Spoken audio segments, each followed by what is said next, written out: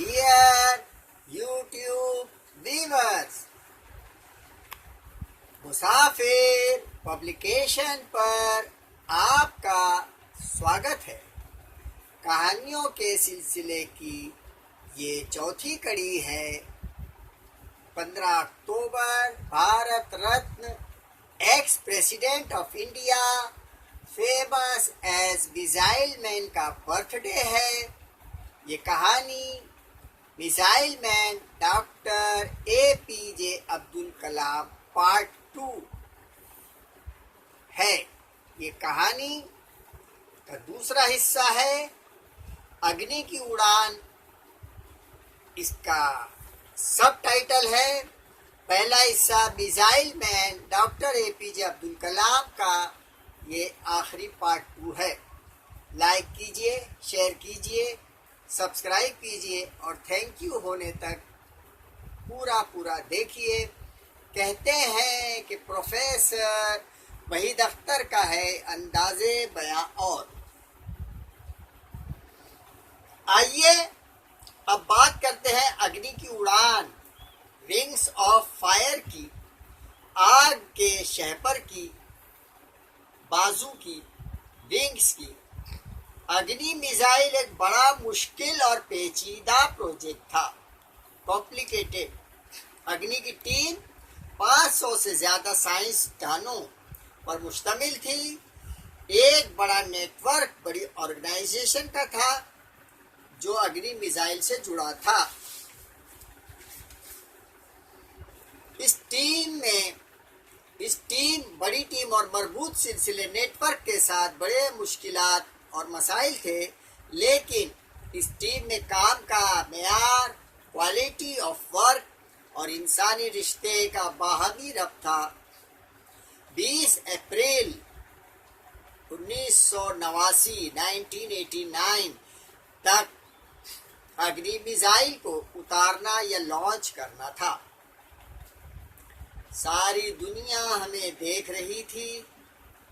गैर मुल्की foreign countries ताकतों का दबाव था, प्रेशर था, लेकिन हिंदुस्तानी हुकूमत चट्टान की सी मजबूती के साथ हमारे साथ खड़ी थी। 20 अप्रैल आया और गुजर गया। लोग मजाक उड़ा रहे थे। कार्टून का सिलसिला जारी हो गया। एक अमूल कंपनी का कार्टून था जिसका मशवरा था कि अग्नि को अपना मक्खन ईंधन के तौर पर इस्तेमाल करना था। एक कार्टून मशहूर cartoonist Laxman, you said it, आपने कहा में लिखा था, nothing to be discouraged, we have postponed it again because we want to be absolutely certain. हौसला शिकनी कुछ भी ना हो, हमने इसे एक बार फिर मुलतवी कर दिया है क्योंकि हम मुकम्मल तौर पर कतन बिलाशुबा यकीन वासिक चाहते हैं। दूसरी तारीख 1 मई 1989 रखी गई।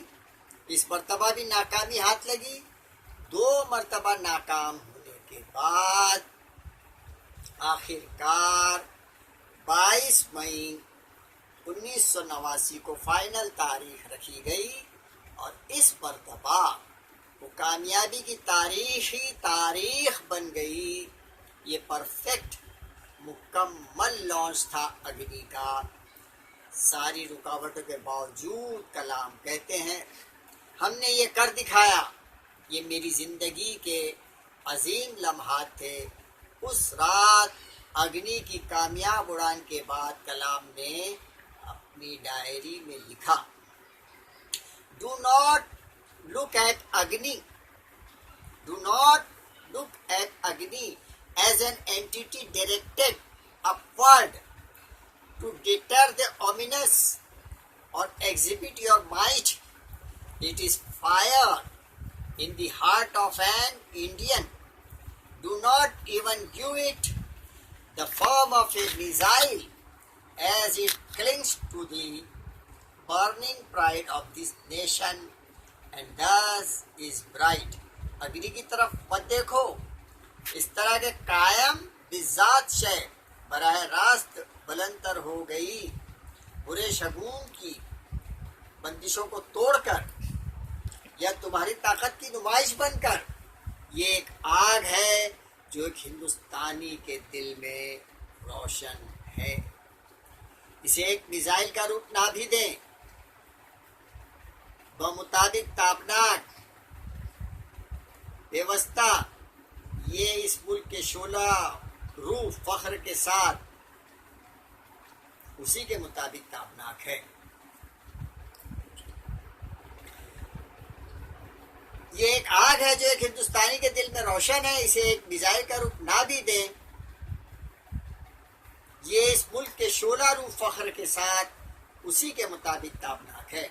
26 जनवरी 1990 यौम जमहूरिया के दिन जब पूरा देश मिसाइल प्रोग्राम की कामयाबी का जश्न मना रहा था, उसी दिन मुझे भारत के आला तरीन और पुरवकार खिताब पद्म विभूषण से सरफराज किया गया। पद्म भूषण से पद्म विभूषण के खिताब के इन 10 वर्षों में कुछ भी नहीं बदला। वही 10 बाई 12 का कमरा जो किताबों से सजा था। फर्क सिर्फ इतना था कि उस वक्त मेरा कमरा त्रिवेंद्रम में था और अब इस वक्त पद्म विभूषण के वक्त वो हैदराबाद में है।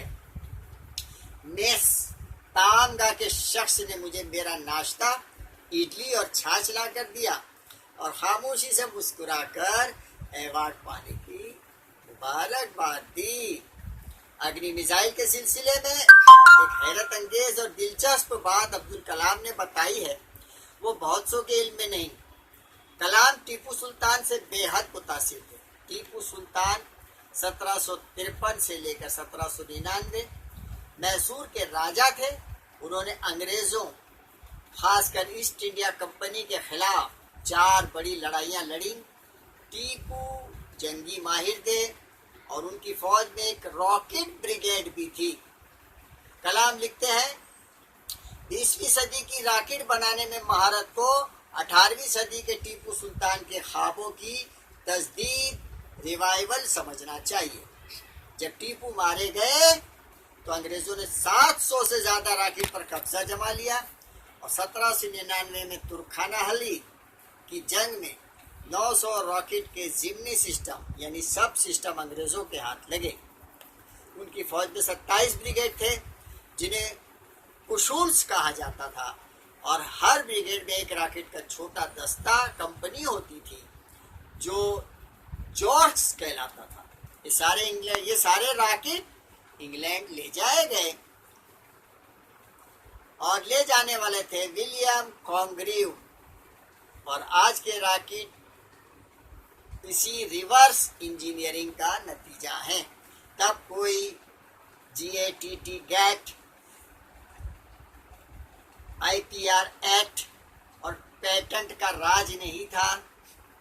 टीपू के मध्य ही हिंदुस्तानी रॉकेट टेक्नोलॉजी भी मर गई, कम से कम 150 सालों के लिए। तब तक जब तक हम हिंदुस्तान ने पृथ्वी और अग्नि मिसाइल नहीं बना लिया। इस तमाम अरसे में रॉकेट टेक्नोलॉजी ने बाहरी मुल्कों में काफ़ी तरक्की की।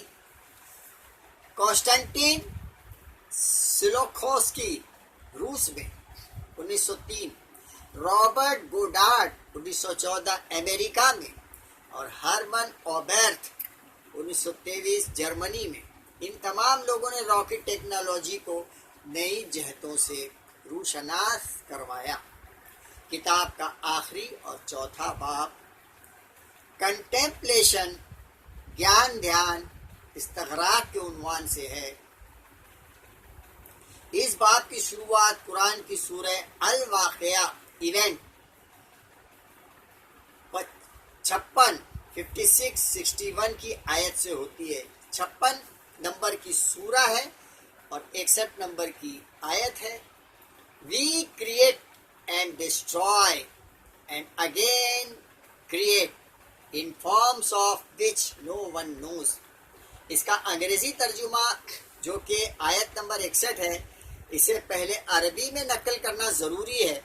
सूरह वाक़िया 56वीं सूरह है और कलाम ने आयत नंबर 61 का हवाला दिया। वो अरबी में इस तरह है, अला अन नुबद्दिला अमसालकुम व नुनसियुकुम फी मा ला तालमून। मोहम्मद बारमेडिक का अंग्रेजी तर्जुमा निहायत मेयारी और मुस्तनद माना जाता है।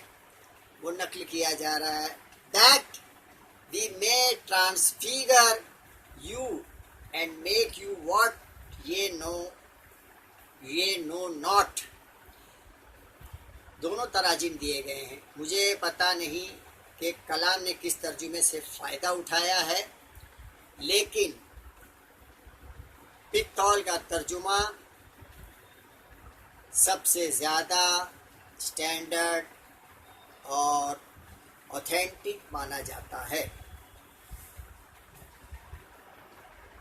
अगर अरबी की आयत पढ़ने में मुसाफिर से कोई गलती हो गई हो तो इसे आप माफ़ फरमाइएगा। टेक्नोलॉजी के बारे में लिखते हैं कि ये साइंस की तरह इनफरादी नहीं है। टेक्नोलॉजी एक किस्म की ग्रुप एक्टिविटी या सरगर्मी है। टेक्नोलॉजी किसी एक शख्स की जहानत से नहीं बनती और बढ़ती या तरक्की करती है, बल्कि आपसी जहानत के बाहमी अमल और मुसलसल वक्फे के बगैर असर से ये फरोख पाती है। कलाम कहते हैं वो कोई फिलोसोफर नहीं है, वो टेक्नोलॉजी के एक फ़र्द हैं जिसने पूरी ज़िंदगी रॉकेट टेक्नोलॉजी सीखने में लगा दी। किताब का आखिरी बाब एपिलॉग खात्मा या ततिब्बा है।